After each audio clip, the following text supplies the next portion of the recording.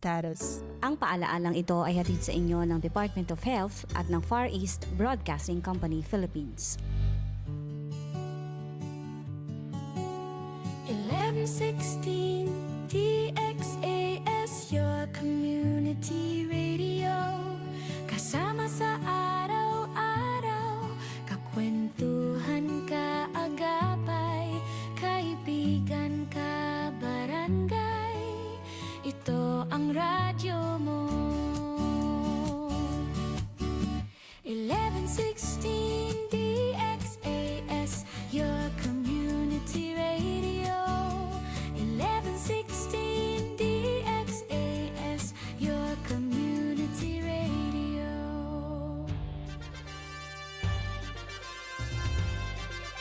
This is your community radio, 1116 DXAS, communicating Christ in our world. Ang oras sa buong Pilipinas, 9:30 ng umaga. Mga usapang pampamilya at mga usapin ng tamang pagpapasya. Abay, sasaan ka pa? E di siyempre, dito ka na makinig sa Family Matters.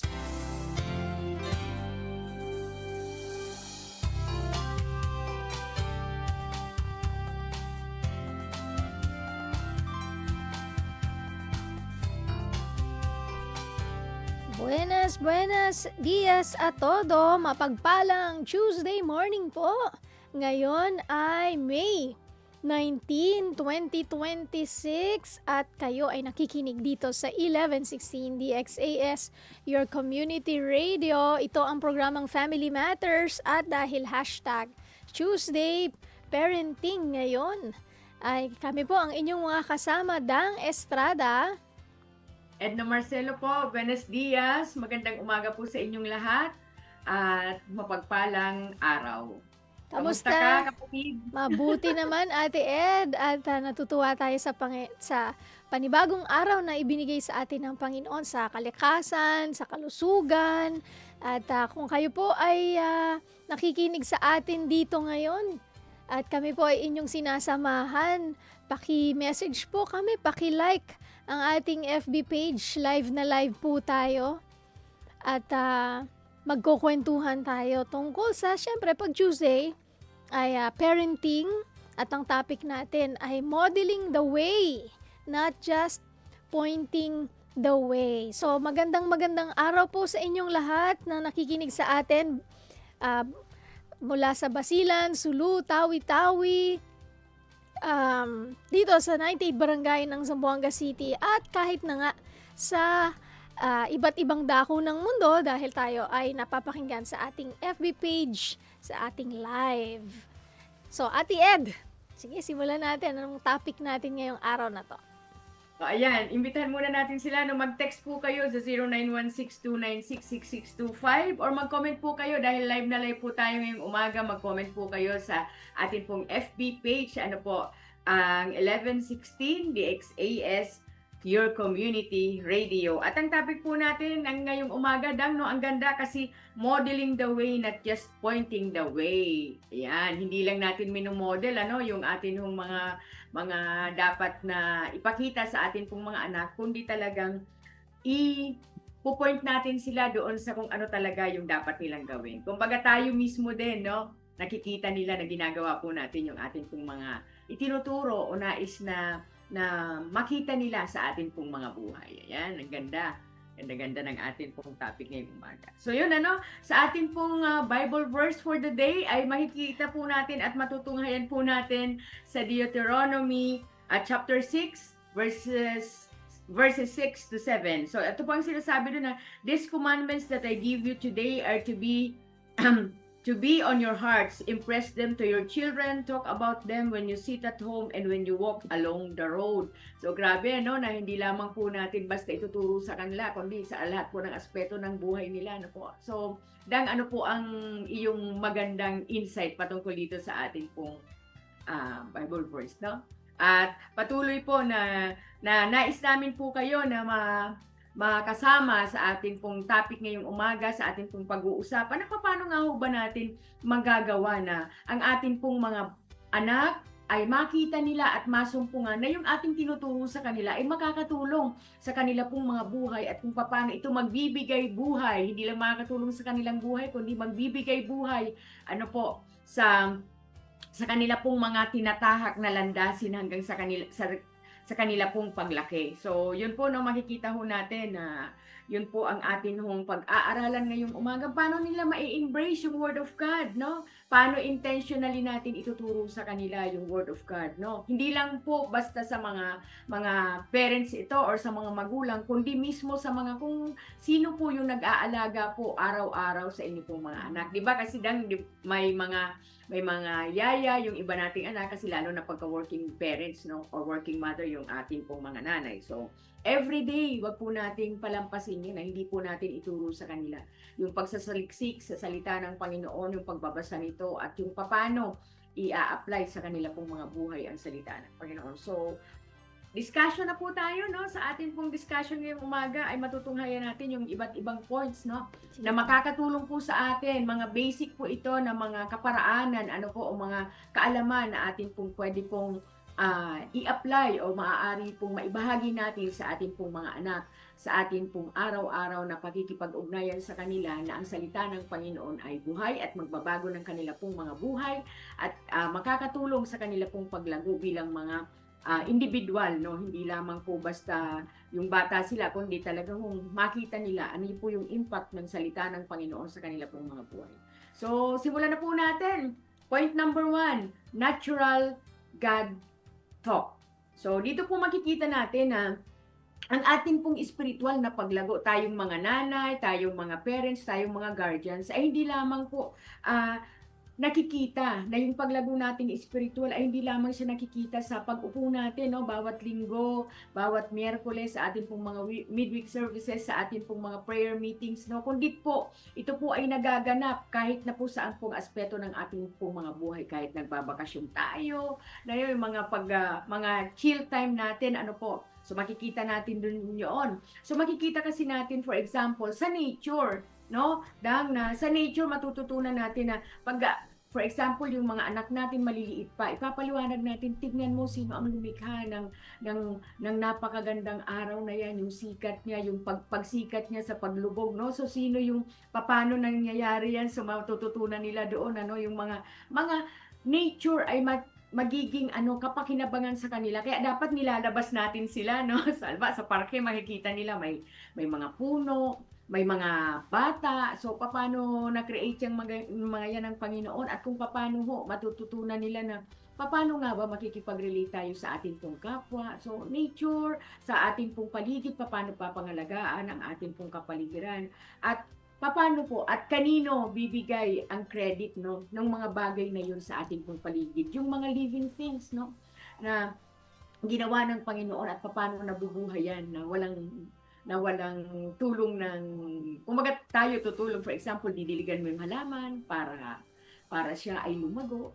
So yun, nagiging katuwang tayo bilang tao na paano natin palaguin yung mga plants, yung mga for example, yung mga animals, yung mga pets natin, paano natin sila inaalagaan. So yung nature, no, and even yung atin yung mga natural o mga simpleng pakikipag-usap sa atin pong mga anak, makakatulong para magkaroon ng paglago sa kanila pong mga spiritual na buhay. So, Ate Dang, paano niyo po rin yung application nitong verse na to, no, na binasa mo kanina, na sabi doon, kahit na naglalakad, nakaupo, kahit na anong ginagawa, yun yung pinaka maganda na natural nga Kung baga ba hindi siya yung kailangan pupunta lagi lang sa church, na dun lang sila nakakapakinig ng salita ng Panginoon, o kaya dun lang yung time na naririnig nila yung mga stories sa Bible. Kasi pagka nakita nila yung sabi ngang natural God talk, na bawat aspeto pala ng buhay ko, ng pamilya namin, nandun si God. Kasi 'di ba pagkagising pa lang nila, tapos tuturuan na kagad natin sila na mag-thank you sa Panginoon kasi humihinga, meron kang panibagong kalakasan, meron kang pag-iisip, meron kang kinakain, No, merong hinandang pagkain para sa'yo, para makapag-breakfast. At kung pumapasok pa sa eskwelahan, hindi ba, pagpe-pray din natin sila sa kanilang pagpasok sa school. Tapos, all throughout the day, sa kanilang paglalaro, sa kanilang pakikipagkapwa-tao. Tapos, di ba, minsan pag nagkwento sila, Ma, alam mo ba, ganito yung classmate ko, ganito yung nangyari sa amin. So, papaano natin ina-incorporate in a natural way na parang hindi preaching, di ba, yung conversation. So, anong natutunan mo? So, papaano pala yon kung si Jesus yung kasama mo? Paano kaya niya nag-react doon sa pangbubuli or sa pangtutukso ng isang classmate? O kaya sa susunod, sasabihin niya sa'yo, Ma, alam mo ba, yung classmate ko, ganito na naman ginawa niya, pero ito yung sinabi ko sa kanya. So, doon natin makikita na na-apply nila yung word ni God. Tapos, example, no, yung pagsisinungaling. So, doon sa mga practical ways na yon, matuturuan natin sila na, anak, yung lie, hindi si Jesus sigat yung father nun. Si Satan yung father of lies. So, pag naglalay tayo, ibig sabihin nun, sino ang father natin? Hindi ba? Sino ang ino-obey natin? So, in very practical, everyday way of life, kaya nga modeling siya di ba, na minsan sasabihin natin, wag kang magsinungaling, wag kang sumigaw, wag kang magagalit pag kami sinasabi sa'yo. Pero tayo pala, pag nagre-react tayo or nagre-respond, pasigaw. So, minsan, magtitingin na lang kayo, kanino yung nagmana? Di ba? Sa'yo nakita yun sa'yo nakita di ba? Kumbaga, doon niya nakuha yung the way mag-react, the way mag-respond sa mga situation sa buhay. So, modeling na nakikita niya na yun yung nare-reflect niya. Okay, ganun pala. Pag kami nangyayari, ganito pala yung response na, di ba, minsan sabihin natin, wag kang yung may mga tatay, sabihin, wag kang magsigarilyo. Pero, may hawak-hawak siyang sigarilyo. So, papaano? Wag kang mag-iinom ng alak. Pero, pagka, tuwing hapon, nakikita po tayo na nakikipag-inuman. So, yung gusto natin na maging direction ng ating mga anak, hindi lang natin kasi pwedeng ituro o doon yung tamang daan Hindi, kasi kasama natin sila. Tinuturuan natin sila doon sa tamang daan. Kaya nga, di ba si Jesus, hindi niya lang sinabi, there is a way. No, hindi Sinabi niya, I am the way. So, grabe yung Panginoon natin, pinaglilingkuran natin. So, kanino ka susunod? Doon sa nagtuturo lang ng, yun yung gagawin nyo, punta ka doon. Or doon sa sinasabi na, I am, ako, yung daan. So, ibig sabihin, kompleto yun. Pagka sinabing, I am the way. So, doon tayo. Di ba? Doon tayo. Mas maganda doon. Mas secure tayo doon. And yun din yung tuturo natin sa mga anak natin. That Jesus is the way. And so, when we follow the way, tayo as parents, kapag sinusunod natin ang ating Panginoon,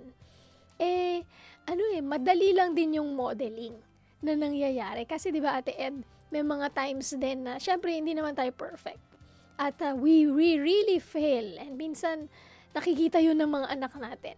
Nag-fail tayo, nagkakamali tayo, at nakikita nila with their own eyes. So, papaano tayo magbibigay din ng model in terms of papaano yung pag-ask ng forgiveness. Pagka halimbawa, minsan kayo nag-away kayo ni Kuya Arnold, hindi kayo nagkasundo, tapos nakita nila, meron ako nung narinig na dapat daw hindi nakikita na nag-aaway yung mag-asawa. Parang tama naman din. Meron din sigurong away na dapat hindi talaga nakikita ng mga anak. Pero sometimes, meron ding kagandahan na nakita kayo na nag-disagree. And then, they also saw you how you agree to disagree, how you resolve the conflict. Kasi that's also modeling na, kasi parang pagka hindi kayo nag-away sa harap nila, parang you're shielding them to the real world. Kasi merong conflict. The world is full of conflict. Diba? So, nung nakita nila kayo na nagkaroon ng conflict, inayos ninyo, nagkabati kayo, doon nila okay, pwede palang mag-disagree ng maayos. Pwede palang mag-usap na kahit hindi tayo nagkakasundo, mapag-uusapan, maayos, especially if you have the same direction and the same goal, maayos at maayos, hindi ba? So within the family, you're teaching them conflict resolution. You're modeling how we resolve conflict dito sa family natin. Yung Ate Ed, ano yung mga personal experience nyo na nakita mo how modeling is really important? Na pwedeng nag-fail, pwede rin naman yung paano nag-fail, tapos paano na naturo yung tamang values sa mga anak. Yung susugan ko yung sinabi mo example, no, na pagka nagkakaroon ng conflict, ako ganun din yung yung mga nabasa ko, yung mga narinig ko, no, na sabi wag ipapakita sa mga anak, no, yung mga disagreements or yung nagkaroon kayo ng diskusyon sa isang bagay. Kasi doon ko nakita na nakakatulong ito kung paano rin sila matuto na kung paano i-resolve yung conflict. For example, no, na silang magkapatid, dalawa lang naman sila.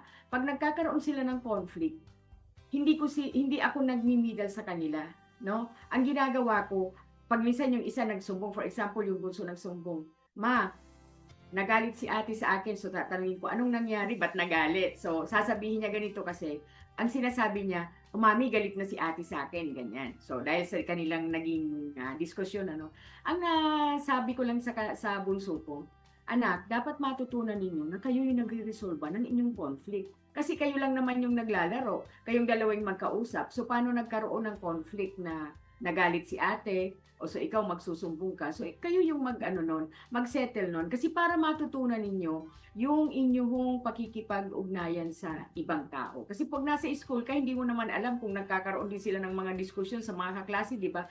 Para paglabas nila ng bahay, alam nila kung paano magre-respond, paano i-correct, for example, yung kaklase o yung sarili niya, paano i-handle na, may mali ako, matuto kang mag-sorry. Kaya ang lagi kong sinasabi, pag-usapan nyo ni ate anong nangyari, and then settle nyo, mag-sorry kayo sa bawat isa. Tapos ang tinuro ko pa sa kanila, lalo na nung maliliit pa sila, ihag nyo ang isa't isa. After ng forgiveness, ihag nyo ang isa't isa para mas maramdaman ninyo parehas na settle na yung yung mga emosyon nyo, na ayos na, para pagka nagkaroon ulit kayo ng hindi pagkakaunawaan, alam nyo na yung proseso. At alam mo, totoo dang na yung as we model, no? Kasi kami rin ni Arnold, dati kami na, wag kang lumakas ang boses kasi maririnig ng bata. Kasi normal naman talaga, wala namang perfectong relationship, no?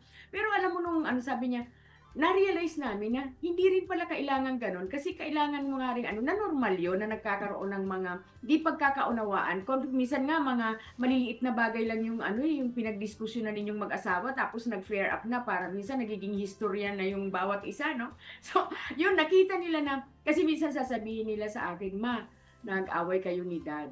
Tapos sabi ko, mayroon lang kami hindi napagkasundoan at hindi nagkaroon ng magandang yung resulta doon sa napag-usapan o yung nagkaroon ng disagreement nga. So doon nila nakikita na pati pala yung parents namin ganun din. Kaya pala tinuturo ng nanay ko na may mga kailangan kang isettle sa buhay na ikaw lang ang makaka-resolve nun. Diba po? Yung sarili, kahit na sa school, sabi ko kasi ma-apply nyo yan kapag ka nagkaroon ng mga disagreement. Kasi mga bata yan eh. So doon pa lang natuturuan natin sila na paano yung reaction mo, paano ka gagawa ng solusyon, paano hindi nalalaki yung sitwasyon. So, talaga na sabihin natin sa kanila, kung naririnig nila tayong mga magulang, no, na nagkakaroon ng hindi pagkakaunawaan, na natural.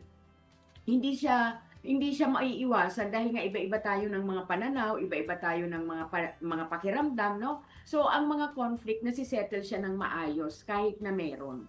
So, yun yung isa sa mga bagay na dapat nating itinuturo. Na tama yung sinabi mo, Dang, na wag natin silang i-shield doon sa mga katotohanan ng buhay na may mga natural na nangyayari sa kahit na sinong tao at sa kahit sa anong relasyon. Na dapat lang, ang kahalagahan lang po, maituro natin sa kanila na tama yung kanilang reaksyon, yung kanila pong paghingi ng tawad at pagpapatawad. Kasi doon pa lang yung forgiveness, no, yung acceptance na nag-fail ka, yung correction doon sa forgiveness ay makikita natin na, salamat Panginoon kasi nababago yung aking emosyon, nababago yung aking reaction. So yun po yung isa sa mga pwede po nating ibigay na modelo, no? Ipakitang modelo sa atin pong mga anak. Yung pagre-resolve ng conflict sa ibang tao. At minsan, di ba, sa sarili natin, may conflict din dahil sa sarili natin, di ba? So yun, yung acceptance and you forgive yourself, no? Matututunan ho natin. At isa po yung malaking indikasyon ng ating hong paglago, no? Tapos yung natural na God talk na sinasabi nga ho natin dito sa ating pong unang puntos. So, tuloy-tuloy na tayo sa ating pangalawang puntos naman, vulnerable prayer. So, ano nga po ba ang atin hong palagay dito po sa point number 2 natin, Sabi, let your teens hear you pray for your struggles. So, aminin ho natin sa ating mga sarili na vulnerable po ang bawat isa, no? May mga struggles tayo. Hindi lang po yung sin, hindi lang po yung kasalanan, kundi may mga struggles tayo sa ating emosyon, sa ating pong kaisipan, may mga struggles na nakikita tayo at nararamdaman at nai-experience sa ating mga buhay. Hindi lamang po to sa atin, kundi pati po sa ibang tao. So, di ba dito dang nakikita natin yung kung paano tayo nagiging mas maunawain at considerate sa ibang tao. Kasi lahat tayo ay vulnerable. So, ang ganda ng paalala nito sa atin, na for example, tayong magulang, tayong nanay at tatay ay nagkakaroon ng mga ganitong struggles, kahit saan mang aspeto ng buhay yan, maaari nating ituro sa ating mga anak sa pamamagitan natin, tayong mga magulang, kung paano tayo magre-rely, kung paano po tayo aasa doon sa wisdom na galing sa Panginoon. And at the same time, makikita natin yung pasensya, yung self-control natin, sa mga panahon na vulnerable tayo sa atin pong mga buhay, Tapos, ito po yung makikita natin dito na ways of the Lord are relatable and real. So, makaka-relate tayo na ang mga bagay patungkol sa ating pong Panginoon, yung mga lakarin na modelo sa atin ng Panginoon ay realidad siya at makikita natin ito kung paano natin ina-address yung mga struggles natin sa buhay. Ikaw, Ate Dang, mayroon ka bang mga pwedeng i-share dito sa number 2 points natin? Yes, Ate Ed, na yung pagiging vulnerable, mahalaga to na nakikita ng mga bata na pag nagkamali, pwedeng humingi ng sorry, pwedeng magpatawad, pwedeng magbumalik sa Panginoon. Especially yung mga struggles and pain, halimbawa merong sakit sa family, hindi kailangan tayo magpa-strong. Di ba? Kaya hindi kailangan na palaging alam na natin, that we already figured things out. Doon din nakikita ng mga anak na pwedeng maging yung the most honest us. Hindi ba? Na mabibigay natin sa Panginoon yung lahat ng burdens natin, na pag nag-pray tayo, makikita nila yung hindi lang palaging sila yung pinagpe-pray natin na sana bumait na sila. Hindi ba? Maririnig din nila na, Lord, nahihirapan ako na itigil itong bad habit na ito. Diba? Tapos makikita nila na God is working in you, na nawawala yung mga bad habit na mention mo, hindi ba? So tapos nagpe-pray ka ng isang friend na ang hirap pakisamahan. Di ba? Halimbawa sa mga nagtatrabaho, tas naririnig ka nila na nirereklamo mo yung isang co-worker. Tapos naririnig ka din nila na, Lord, patawarin mo ko na ganito yung feeling ko dito sa co-worker ko na ito. Tulungan mo ako kasi, Lord, hindi naman sila yung una mong babaguhin. Ako yung binabago mo. At sa pagbago mo sa akin, Lord, alam ko na binabago mo din yung aking kamanggagawa, yung aking coworker, or yung aking boss. Hindi ba? So maririnig nila, malalaman nila. And, syempre, di ba, halimbawa, makita nila yung boss mo, tapos puro reklamo yung sinasabi mo tungkol sa boss mo. So, ano na yung magiging reaction nila doon sa boss mo pag nakita nila? Di ba? Baka negative. Pero kung na-model natin na ito si mama or si papa, kahit na naiinis siya sa boss niya, pinagpe-pray niya pa rin. Hindi ba? So, tapos pinagpe-pray niya, tapos pag nakita niya, hindi yun ka-plastikan na magbibigay ka ng respect or magbibigay ka ng honor. Kasi he's your boss. And yun yung hindi lang dahil sa work. Kasi una, ino-honor mo si God when you honor your boss. Kahit na hindi siya honorable, kahit na talagang yung puso mo gusto nang sumabog at hindi mo na nagugustuhan yung kanyang ugali. Pero nakikita ng mga anak natin na pinagpe-pray pa rin naman ni mama or ni papa yung boss niya. So ikaw din, yung bata din, we are teaching them na halimbawa meron siyang teacher na hindi gusto. So ganun niya mamomodel ngayon at maaalala niya na si mama ganito siya sa boss niya. Ako din, ganito din ako kay teacher kasi dapat tinuturo ni mama na dapat i-honor, ibigyan ng respect yung mga nakakatanda. And yung mga right character values na hindi lang sasabihin natin kasi di ba minsan sasabihin natin kahit tayo pagka merong nagsasabi sa atin na nagpipreach sa atin tapos nakikita natin yung buhay niya na hindi niya naman pinapractice, di ba parang yung sinasabi nga na walk the talk, hindi naman niya pinapamuhay yung kanyang sinasabi, parang yung integrity pati yung credibility hindi nagmamatch. So, ganun din sa atin, no? Parang hiwalay taliwas yung kilos sa sinasabi. Hindi kagaya na pagka meron tayong ginawa at nakikita yun ng mga bata, mas, action speaks louder than words.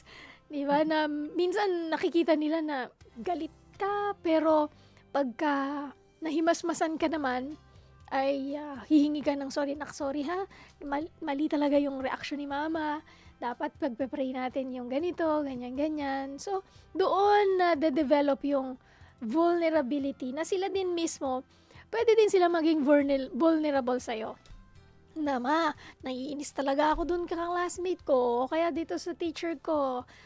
And then, sige anak, anong gagawin natin? Ano yung tinuturo sa'yo ni Lord?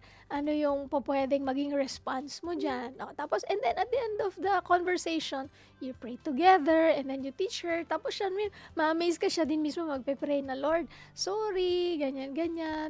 Turuan mo ko na i-love yung enemy. Di ba? Yun, command ni Lord, love your enemies. So, doon natin, and ako, Ate Edna, sa journey with the kids, unang-una tinuturuan tayo ni Lord. Tayo yung una, and then sila, and then along the way sila din. Tapos, yung actions nila, tinuturuan din tayo kasi minsan sila din yung unang-unang magre-rebuke. Diba? Ikaw ganyan na. Diba? So, tayo din mawi-wake up call. Oo nga, sige, salamat sa reminder. So, doon lumalabas yung vulnerability within the family na we can really be ourselves, and yung mga flaws and mga things na kailangan baguhin, may room si Lord doon, and He's a Father to us, no? Yung good Father, patiently disciplining us, binabago niya tayo araw-araw. Kaya yun yung maituturo natin sa anak, na hindi siya yung parang kakastiguhin ka kaagad na super strict father na pag may mali ka, out the door. Diba? Kumbaga, tinuturuan natin sila na we have a good father and He wants the best for us. At mas nagiging, yung positive yung response natin doon sa commands ni God. Kasi that's our safeguard. No, nakikita nila na hindi lang siya yung para, hindi siya killjoy. Diba? When you obey, meron dong blessing, merong joy doon. Kasi 'di ba yung deception ng Satan sa atin is that killjoy. Pagka sumunod ka dyan, so pinapapangit yung image ng obedience. Pero sa totoo lang, nandun yung true joy when we obey the Lord, di ba, Ate Ed?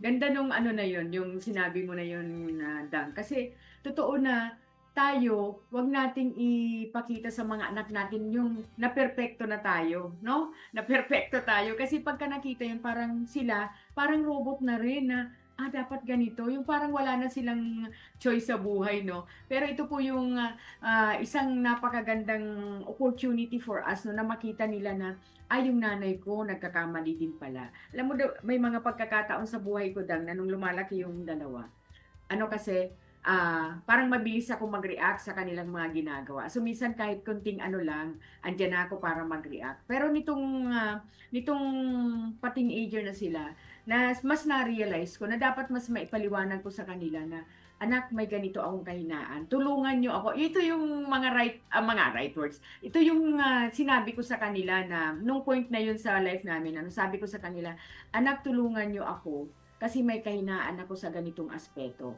Mabilis akong mag-flare up, mabilis akong, sabi ko baka ito ay dahil sa mga nangyayari sa katawan ko, no? Pwedeng mga contributors kasi yun, or talagang kumbaga may ugali kang ganon. Sabi ko sa kanila, anak, tulungan nyo ako na baguhin yung aspeto na yun. Kung hindi man mabilis na pagbabago, yung unti-unti makita nyo na may improvement doon sa character ko na yun o sa ugali ko na yun. Kasi malaking tulong na naiintindihan nila. Tapos alam mo, sabi nung mga anak ko, ma, ang sabi, bago ka daw magre-react, inhale, exhale. O di ba yung sinasabi mo na matututunan natin sa kanila kung ano yung maging tamang reaction din natin sa kanila. Kasi lalo na kung ang mga bata natin ay maliliit pa, para mas makita nila na yung nanay ko tanggap sa sarili niya na may kahinaan siya. May mga bagay din na kailangang baguhin sa kanya na makakatulong tayo ng mga anak niya para mabago din yun. Kasi maganda na meron tayong openness sa bawat isa, lalo na sa ating pong pamilya, na may mga bagay tayong struggle din, na may mga bagay tayong nagiging sanhi ng hindi maayos na relasyon sa loob ng pamilya. Kasi pagka tinanggap po natin, magiging totoo din tayo, magiging realistic din tayo sa sarili natin na, oo nga, no, kailangan kong baguhin yun. Kasi ang dami kong realization Dang, na lalo na nung nagkaanak na ako na yung pasensya ko, talagang hiningi ko yun sa Panginoon, Panginoon, baguhin niyo ako. Kasi kung ganito yung ugali ko, paano ko siya imomodel sa anak ko? Paano nila ire-respect yung tatay nila kung yung mismong nanay nila yung ganun ba, yung mga ganong sitwasyon at natural na nangyayari sa loob ng pamilya. Kasi hindi natin po pwedeng sabihin na hindi sila magiging contribution sa ugali ng ating pong mga anak, kasi nga nakikita po nila, kagaya po nung nasabi natin kanina, no, na may mga bagay na kailangang sabihin natin at tanggapin sa sarili natin, na may mga bagay na kahinaan natin. Yung mga kahinaan natin na yun, kailangang mabago para po makita nila na ang Panginoong Jesucristo ang siya po talagang Panginoon ng ating pong mga buhay. Kasi yung mga anak natin, yung unang-unang nakakakita sa atin, yung asawa natin, yung unang-unang nakakakita sa atin, yung mga taong kasama natin sa bahay, sa trabaho, sa church man yan, ano? Kasi yun yung pagtanggap, kasi magiging open ka sa koreksyon ng Diyos. Magiging open ka sa koreksyon ng tao. Yun yung mahalaga, yung matuto ka na, Panginoon, itong kahinaan ko na to, kailangan kong mabago dahil nakikita ng tao sa akin. Kung lalo na anak na, kumbaga, nasa atin na ang Panginoon, ang mangyayari, anak, ito yung kailangan kong makita sa buhay mo. Kasi hindi na mirror yung Christ-likeness sa buhay mo. Yun yung mas nakakaano kasi Dang, no? Mas yung realization mo doon mas titimo sa'yo na, no, hindi na ordinaryo yung buhay ko. Kasi ang makikita na ano yung testimony mo, ano ang testimonya mo at patotoo mo na talagang nasa iyo na ang Panginoong Jesucristo. Kaya yun po yung isa sa napakagandang pwede natin gawin, na tanggapin natin, accept natin sa sarili natin na vulnerable tayo sa mga bagay na ating pong mga ginagawa sa araw-araw. At yun yung modeling ng anong ginagawa ni Jesus sa buhay natin. Ano yung pagbabago na ginagawa ng ating Panginoon. So 10:02 in the morning, mag-break tayo sandali at sa ating pagbabalik, tatapusin natin yung ating point number 3 at some call to action para paano natin to i-apply sa ating mga buhay at tuloy-tuloy ang ating kwentuhan dito sa Family Matters sa 1116 DXAS, your community radio.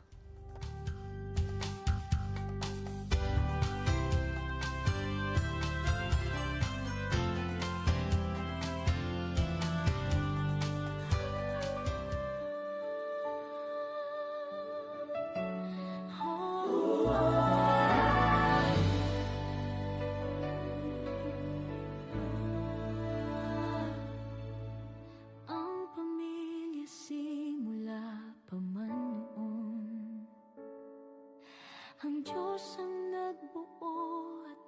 disenyo.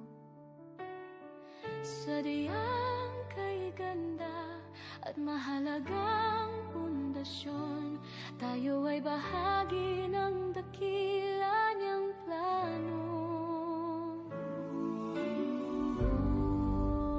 Oh, pamilya, tayo ay manalangin. Panginoon, maghari ka sa aming tahanan. Panginoon, ikaw ang manguna sa aming buhay. Ang pag-ibig mo ang aming kailangan. Ang salita mo ang aming gabay. Kung ikaw ang kasama, sigurado ang tagumpay.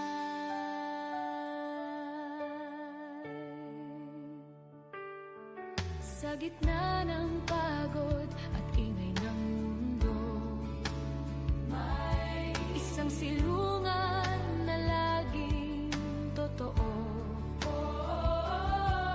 Hindi man perpekto at minsan hindi nagkakasundo, babalik at babalik pa rin sa'yo.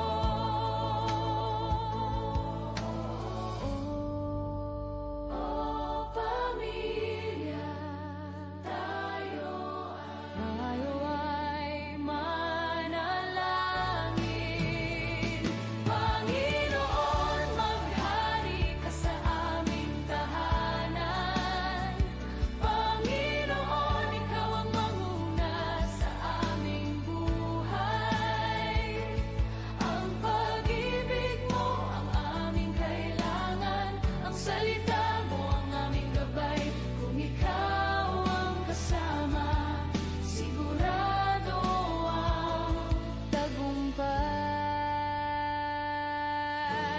Bawat ama, ina at anak, bawat mag-asawa, lolo at lola, Panginoon, sa iyo namin inaalay.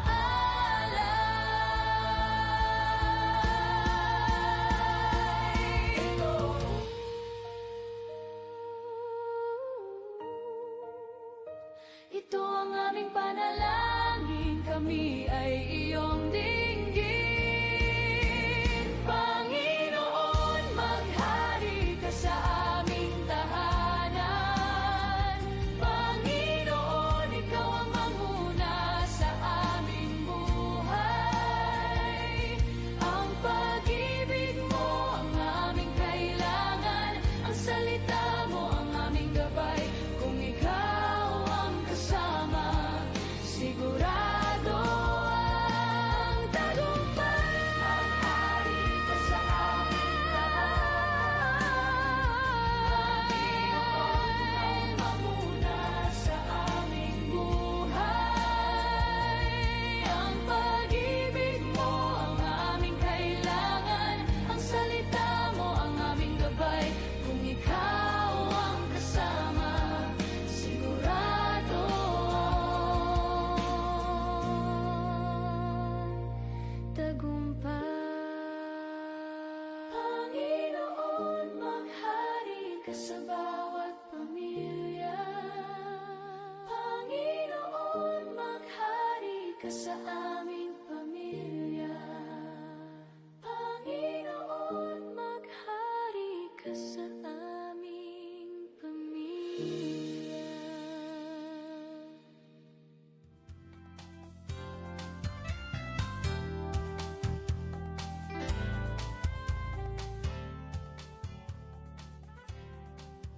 At tuloy-tuloy po tayo dito po sa 1116 Radio Komunidad. Dito po ang programang Family Matters at kami po ang inyong pong kasama, Edna Marcelo.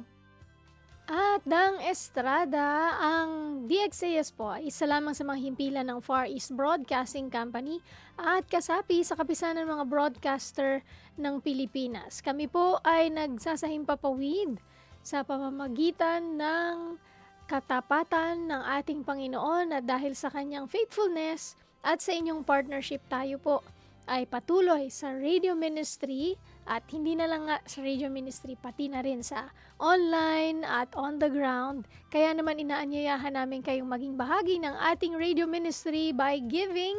Nandyan po sa inyong screen ang ating QR code para sa GCash at sa ating BPI bank account. Kung kayo po ay magpapadala ng inyong donation, please message us para naman po ma-acknowledge namin ang inyong donation. At maraming salamat po sa inyong partnership and God bless.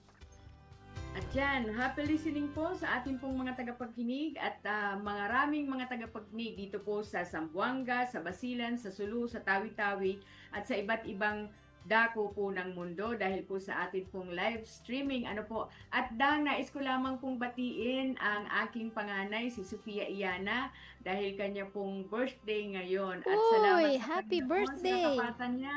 14 years old na siya at praise God talaga na ang Panginoon ang mag-glorify talaga sa buhay niya. Praise God. Happy birthday, Sofia! At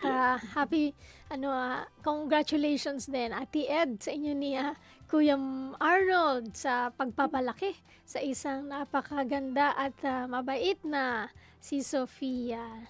Praise God, sa ating mga... kabutihan ng Panginoon. Yes, sa ating mga anak at sa mga blessings na yan, yung journey, 14 years, Ate Ed. Siyempre, add mo pa dyan yung 9 months na nasa sinapupunan mo siya. So, yun na yung, kumbaga pa ay panahon ng katapatan ng ating Panginoon, Amen. Doon sa nakikita natin pag nakikita natin yung mga bata, wow, Lord, how time flies. 14 years, tapos 14 plus years 14 and 9 months, di ba, for you. At yung amazing how God journeys with us. And then, syempre, alam naman natin, we're looking forward din sa kung hanggang saan dadali ng Panginoon. Syempre, papalapit na yung kolehiyo, Ate Ed. Handa na ba kayo? Di ba? Ngayon So, pa lang talagang kailangan isipin, pag-pray talaga. oo. So, panibagong naman, chapter, hindi ba? So, panibagong mga learnings, panibagong parenting style, hindi ba? So, ayan, kaya nga naman, talagang sana po, tuwing nakikinig kayo sa amin dito sa Family Matters, nakakapulot, nakakakuha ng mga learnings, paano ina-apply sa ating mga anak, sa ating mga pamilya, at syempre, palagi namin kayong inaanyayahan na makibahagi sa atin kasi gusto din namin po na matuto mula sa inyo dahil yung mga learnings ninyo ay pwedeng maging bahagi din ng ating mga learnings, hindi ba? So, patuloy yung ating paglago. So, point number 3, Ate Edna. Yan, serving as a unit. So, ito po yung napaka-importante, na pwede ho nating magawa ito sa pamamagitan ng mga simpleng bakasyon ng pamilya, And at the same time, yung mga bakasyon na yon ay po pwede ho tayong makatulong o makapagserbisyo sa ating pong community. For example, ngayong summer, ano ba yung naging bahagi ng ating pong pamilya, ng ating pong mga anak sa mga gawaing pangkomunidad? Ano po ba yung naitulong natin, naiambag? Kasi part po yun ng atin hong pagkikipag-ugnayan sa ibang tao para mas makita nila na, siyempre, ang pwede nilang itanong sa atin, bakit ninyo naisipang tumulong sa community namin? Ano yung nakita nyo? At ano yung, bakit ninyo naisip na kami abutin, Maganda po yun na yung atin pong pamilya, hindi lamang po tayong mga magulang yung natututo na makiugnayan sa ibang tao sa mga komunidad, kundi yung mga anak ho natin, matutunan din nila na makibagay, Maganda kasi yun na natututunan nilang makibagay sa mga tao sa paligid nila, na hindi sila, matututunan din nila na ang tao hindi nabubuhay mag-isa. So kailangan ho natin makipag-relate, kailangan ho natin makipag-ugnayan. Ano pa po? Yung simpleng pagtulong ho sa atin pong kapitbahay. Halimbawa, kung may kapitbahay kayong lola, nakita nyo na malengke, nagkasabay kayo, pwedeng ituro natin sa mga anak na, ayan, tulungan mo, pwede mong dalhin yung ibang dala niya kung marami siyang dala. So yung mga ganun simple, na pagtuturo po sa ating mga anak ng pakikipagkapwa-tao. No po. Kasi minodel din niya ng ating Panginoon, di ba, Dang, na hindi siya nagkulong lang sa bahay niya. Talagang lumabas siya at nakipag-relate siya sa mga tao. Nakipag-ugnayan siya, nakihalubilo siya, kahit ano pa man yung kanya pong paligid na napupuntahan. No? Kasi para mas makita, sabi nga, di ba, tayo daw ay salt and light. Dito natin makikita na kung paano tayo mag-serve sa community. Tayo po ang asin at ilaw ng sanlibutan. So, wag ho nating ikulong or wag ho nating takpan yung ating mga buhay na para magliwanag sa ating pong community, no? Kasi ito po ay isa sa mga po pwede nating ituro sa ating mga anak, sa mga teenagers nating anak, na mas maunawaan nila na ang atakbuhin po ng ating mga buhay ay hindi pansarili, kundi para magkaroon tayo ng kapakinabangan sa ating pong kapwa. Napaka-importante nung pakikipagkapwa-tao, no? Kasi sabi nga, walang nabubuhay para sa sarili lamang. May kanta, di ba, na ganyan? Hindi tayo nabubuhay para sa sarili lamang. So tayo pong mga magulang, bigyan ho natin ng pagkakataon na matuto po ang ating mga anak sa pakikipag-ugnayan nila at pakikipagkapwa-tao para mas makita na ng mga nasa labas na tama yung pagpapalaki mo, tama yung pagtuturo mo sa kanila, na importante na makita na yung kagandahang asal, yung respeto sa iba at pakikipag-ugnayan ay napakahalaga. Na hindi lang tayo sa pamilya natin, no? Na doon mo lang siya ipapakita o doon mo lang siya gagamitin, kundi mas malaking kapakinabangan kapag nilalabas po natin o kapag isinishare natin kung ano tayo. No po, yung ating mga maitutulong sa kanila. So, Dang, ikaw ba may experience din kung paano mas na-nurture yung growth mo spiritually or yung iyong sarili dahil sa mga bagay na talagang ginawa mo para sa ibang tao or sa community? Kung itong dahil modeling the way nga to, no? Yung papaano na minodel ng ni mama yung papaano mag-serve. Kasi nga sa church, kaya palagi kong ina-advocate na yung mga anak natin, dadalhin natin sa church. Why? Kasi doon yung namomodel yung service. Kasi nga, sa church, kailangan ng sa graphics, sa mga design sa church, sa paglilinis, hindi ba? Minsan yung mga anak natin hindi naglilinis sa bahay, pero pagdating sa church, dahil nandun yung mga kabarkada nila, nandun yung mga pareho nilang youth, parang feeling nila ang saya maglinis. So ngayon, doon, naglilinis sila. So pagdating sa bahay ngayon, mas magiging, mas ma-encourage sila na kung sa church nga, naglilinis ako, dito din sa bahay natin.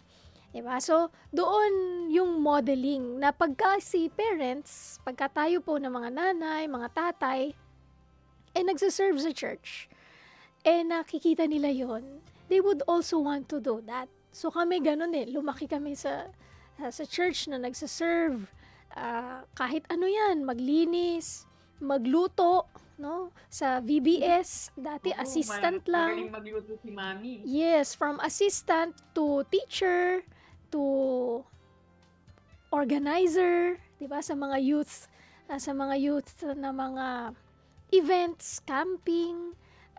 Tingin ko doon din ako nahasa paano mag events coordinator, papaano yung mga design ng mga kasi ngayon puro projector na parang puro digital na yung design. Pero noon, as in props, 'di ba, na from styrofoam to Manila paper to cutting ng mga letters, doon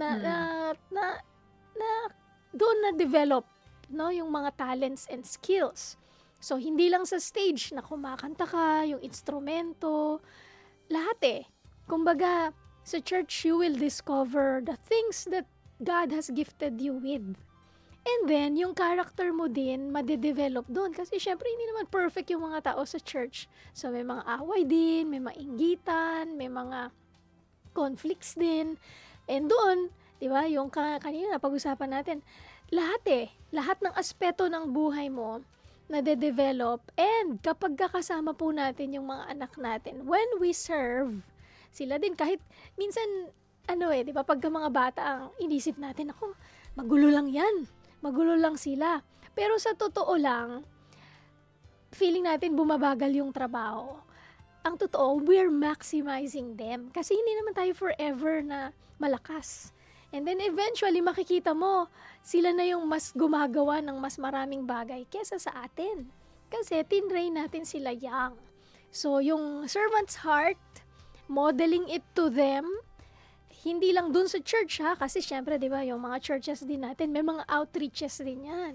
So, pupunta sa isang community, makikita yung kalagayan nila, and then, after nung mag-serve doon, magdi-debriefing kayo, so ano yung ano yung napansin nyo, ano yung mga pwede pa nating gawin, magugulat ka kasi meron silang mga ideas na pwede pang gawin na mga activities na, nakita nila, nakita ko yung mga bata, kailangan nila ng tsinelas kasi wala silang tsinelas. O, diba? So, you're teaching them to be how to be observant, magkaroon ng compassion sa ibang mga tao. So, paano natin yung gagawin? Magpe-pray tayo ng budget.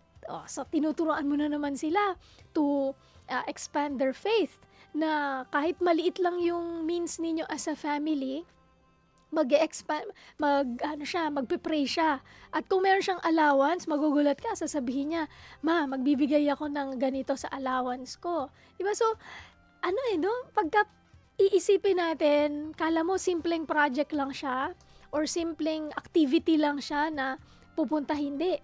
Makikita mo doon yung mga aspect ng buhay ng mga anak natin na de-develop. And hindi yun madedevelop kung hindi natin sila i-expose at hindi natin minomodel sa kanila yung compassion, yung grace ni God, yung love ni God. At sila din mismo magkakaroon ng sense of accomplishment na, Lord, salamat kasi ginagamit mo kami, yung family namin, binless mo kami. So, pwede din kami maging blessing sa others. Diba? So, pati yung pangarap nila, ma-fuel. Kung halimbawa ang pangarap nila maging doktor, marirealize nila, gagalingan ko talaga maging doktor kasi may mga bata na walang means for doktor na mahal. O ako, pagka naging doktor ako, mag-help ako sa kanila. So, yung mga simpleng bagay, kala natin simple.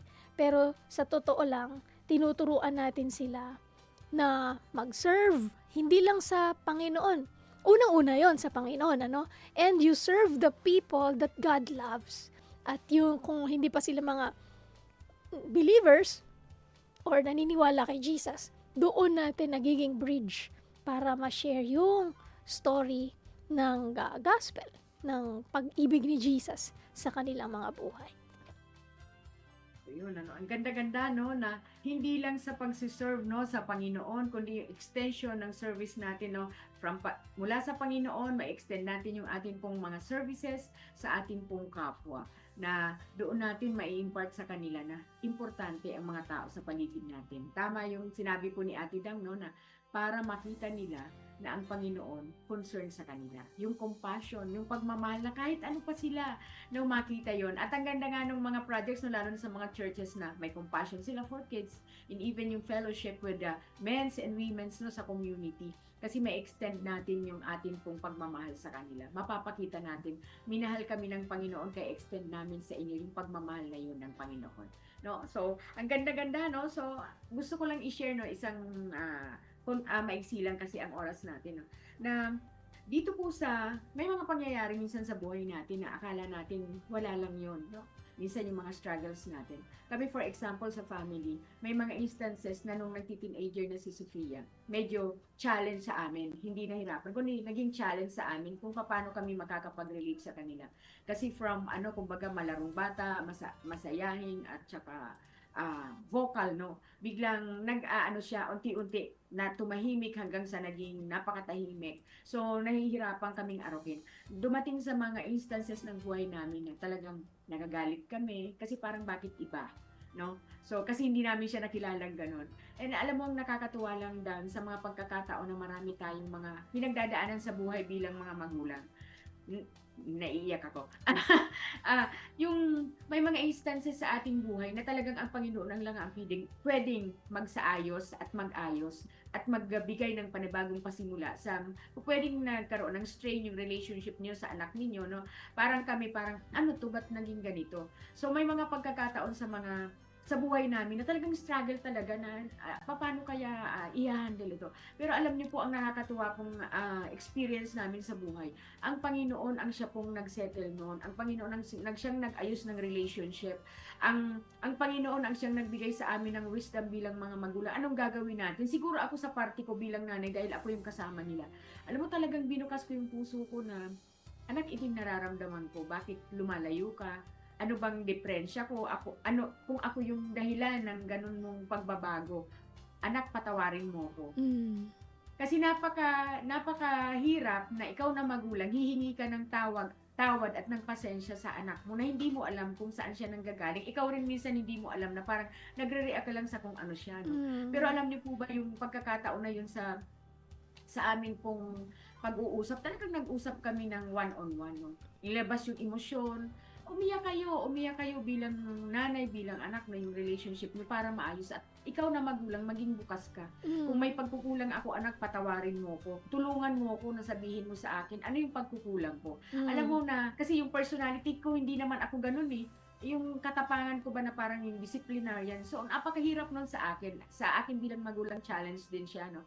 Pero alam niyo po tayo kung mga nanay, binigyan ho tayo, kasi tayo yung nagdala niyan sa mga anak natin, bibigyan ho tayo ng Panginoon ng wisdom kung paano tayo makikipag-usap, paano natin i-resolve yung ating mga conflicts, yung ating mga conflicts sa emosyon, sa kaisipan man yan ng ating mga anak. Kasi minsan iniisip natin, baka nakuha to sa school, itong mga to. Pero tingnan din ho natin, baka nagsisimula ho yan sa bahay dahil hindi tayo nagiging bukas kung paano po natin mapag-uusapan ang mga bagay na hindi po nagiging maganda ang resulta sa atin kung ano. Kasi madalas, di ba, na ang conflict, nagsisimula lang yan sa mga mumunting tampo.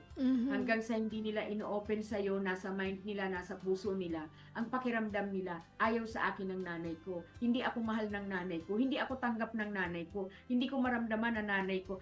Yung mga ganun. So, hindi ho natin yan malalaman kapag hindi natin bubuksan ng ating pong mga puso para maayos yung mga relasyon natin sa ating mga anak. Lalo na po kapag teenage life.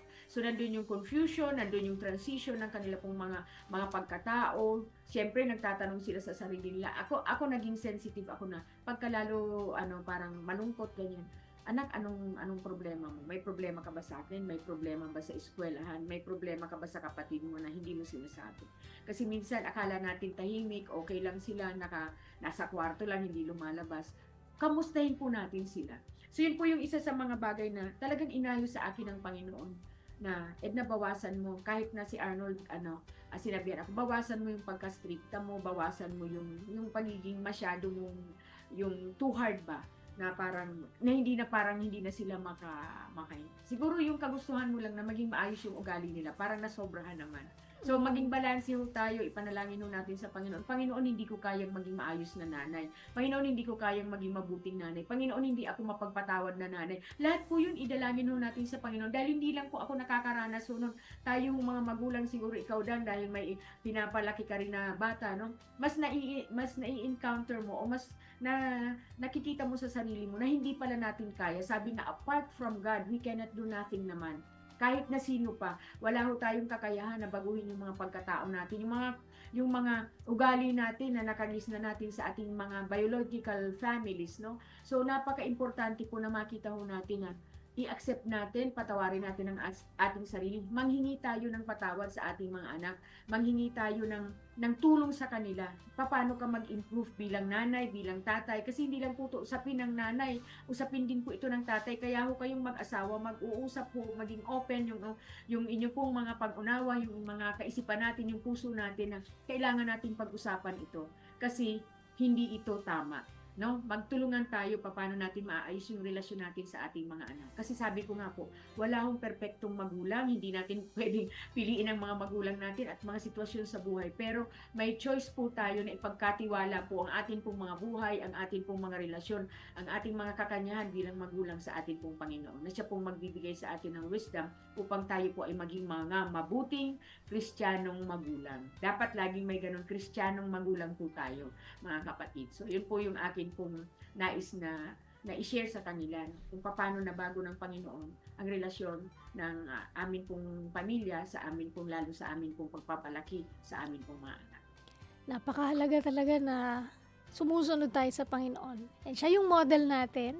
And then we model it to our children. So 10:28, mag-pray tayo saglit. Lord, salamat po sa faithfulness mo, sa goodness mo. Salamat dahil ikaw yung aming Father. And being our Father, you teach us, Lord, how to be good fathers and mothers to our children. Lord, we pray for families. We pray for parents na kung merong mga kailangan ayusin with the kids, Lord, open their hearts, open their minds. Teach them, Lord. Teach us, Lord, how to teach our children. Help us, Lord, to model you right sa aming mga children. May it be, Lord, sa aming mga pagsasalita, sa aming mga reactions, sa aming service, sa aming community, sa aming church. Lord, samahan mo kami at samahan mo po ang bawat pamilyang Pilipino na matuto araw-araw, baguhin mo po ang bawat isa. And for the parents, Lord, to model the way and not just point the way, Lord. Kailangan ka namin, tulad ng sinabi ni Ate Edna, hindi po namin kakayanin maging mabuting mga parents na nagmo-model ng character ni God kung wala po kayo. Kaya Lord, be the center of our lives, our families. Be enthroned, Lord, in every single families, Lord. We bless your name and we thank you in Jesus' name. Amen. Amen. Amen. Pansamantala po kaming magpapaalam at magkarinigan tayong muli bukas, Wednesday hanggang sa Monday to Saturday po ang Family Matters 9:30 to 10:30 in the morning. Salamat Kuya Rolando Alfonso. Kami po ang inyong mga kasama. Ako po si Dang Estrada. Edno Marcelo po, God bless po. Abangan ang susunod na programa, Radyo Singkauman, kasama si Uto Mubin. At muli, magkita-kita tayo. Ang Family Matters po ay kasama niyo sa pagtataguyod ng pamilyang Pilipino. God bless!